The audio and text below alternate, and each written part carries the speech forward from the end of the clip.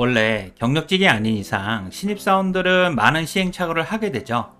당연한 것들에서 실수를 하기도 하고 많이 혼나기도 하고요.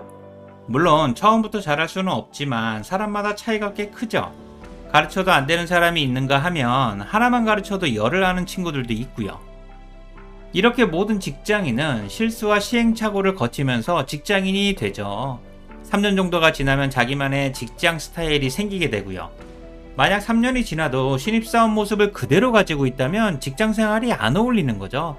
이럴 때는 빨리 회사를 그만두고 다른 길을 알아보는 게 바람직하고요.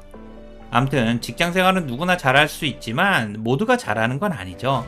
처음부터 잘하는 사람도 없고요. 그리고 제가 입사한 지 1개월쯤 되었을 때 팀장님이 전화 받는 걸 보면서 느낀 게 있죠. 네, 확인해보고 바로 연락드릴게요.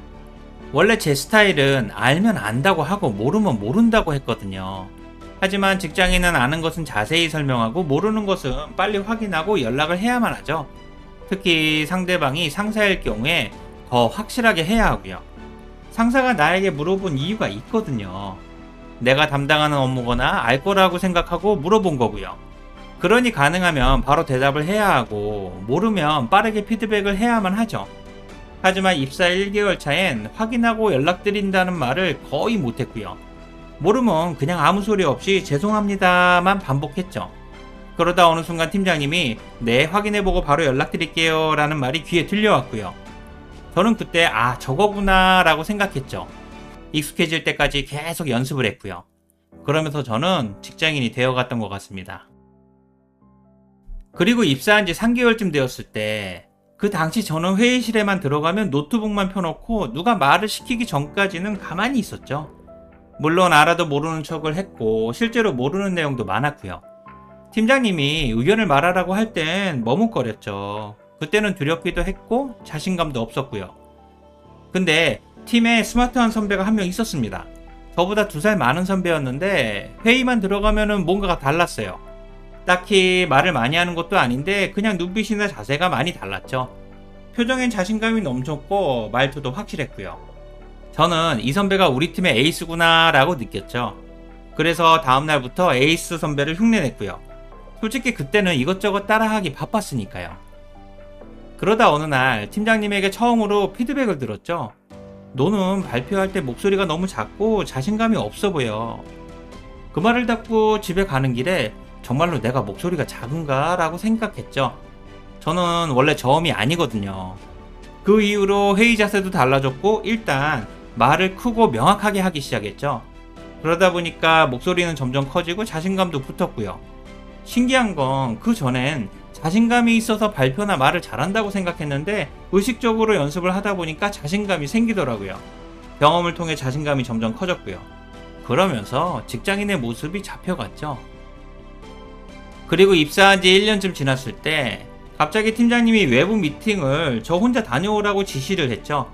저는 그때까지 외부 미팅을 혼자 나간 적이 한 번도 없었거든요. 항상 선배나 팀장님 옆에서 메모만 했고요. 그래서 많이 두려웠죠. 미팅 가기 전날 밤 그동안 팀장님이 어떻게 했는지 많이 생각했고요. 일단 먼저 인사를 하고 명함을 어떻게 주고받을지, 첫 마디는 어떤 말을 하고 상대방이 말할 때 어떻게 행동할지 등을 생각했죠. 다행히 걱정했던 것보다는 잘 끝났지만 아쉬움도 있었고 후련함도 있었고요. 그러면서 다음엔 나 혼자 미팅을 다시 해봐야겠다 생각했죠. 누군가는 회사를 연극 무대라고 했고 가식은 거짓이 아니라 전략이라고 했다면 저는 이런 말들을 몸에 체화하고 있던 거죠. 어느 순간 당연해지면서 회사에서의 내 모습은 또 다른 부캐가 된 거고요. 사실 직장인에게 연기라는 단어 자체가 불편할 수도 있죠. 나답지 않게 행동하는 것 같고 속이는 것 같기도 하고요. 나의 본 모습이 아니라는 것에 약간의 거부감이 있기는 하죠. 짜증이 나도 웃는다거나 화가 나도 참아야 하니까요. 솔직히 자기 감정대로 하면 회사를 다니기가 쉽지 않죠. 주변의 눈치도 봐야 하고 평판도 중요하고요. 그리고 어쩔 줄 모르는 신입사원에게 그냥 너답게 해 라고 말하면 그게 오히려 신입사원에게 막막하죠. 구체적이지도 않고 그냥 뜬구름 잡는 말이니까요. 그냥 나답게 했다가 찍히면 착살나는 거고요. 그러니 처음엔 선배들의 흉내를 내게 되죠. 옷차림, 말투, 행동 방식 등 모든 것을 따라하게 되고요. 나만의 개성보다는 회사 문화에 맞추는 거죠. 이런 모습들이 익숙해지면 직장인이라는 부캐가 되는 거고요. 누군가는 이런 모습을 페르소나라고도 하죠. 어쨌든 이게 내 모습이 아닌 건 분명하고요. 게다가 직장생활은 싫어도 좋아하는 척을 해야 하고 짜증이 나도 웃어야만 하죠. 하고 싶은 말도 참아야만 하고요. 진짜 내 모습대로 했다가 난리가 나니까요. 그러니 가면이 필요한 거고요. 그래서 직장인은 아침에 무대에 올라가서 저녁에 내려오는 생활을 반복하는 사람들이죠.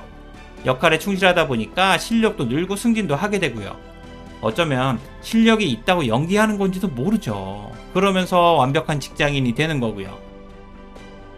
제가 마지막으로 하고 싶은 이야기는, 만약 직장 생활이 하나도 어색하지 않고 편안하다면 직장인이라는 부캐가 나 자신이 된 겁니다. 가면 속의 진짜 내 모습은 퇴사할 때쯤 볼 수가 있죠. 그때는 무대에서 내려와야만 하니까요. 게다가 부캐와 자신의 본 모습을 헷갈려하는 사람들이 꽤 많죠. 부캐 자체가 또 다른 내가 된 거니까요. 그러면서 자신의 정체성에 혼란이 오기도 하고요. 나라는 사람은 도대체 누구지? 라는 생각도 들기도 하죠. 어쨌든 직장생활은 당신만의 무대이자 부캐로서 살아가지만 자신의 본 모습을 잊어서는 안 됩니다. 자연인인 내 모습과 회사에서 내가 누구인지를 헷갈리지 마세요. 회사를 그만두는 순간 너무 슬퍼지니까요. 직장생활을 하는 내 모습은 부캐일 뿐 진짜 내 모습을 놓치지는 마세요. 자칫하면 회사가 전부가 될 수도 있으니까요. 오늘 내용에 공감이 되신다면 구독과 좋아요를 부탁드릴게요. 지금까지 회사 선배 인지였습니다. 고맙습니다.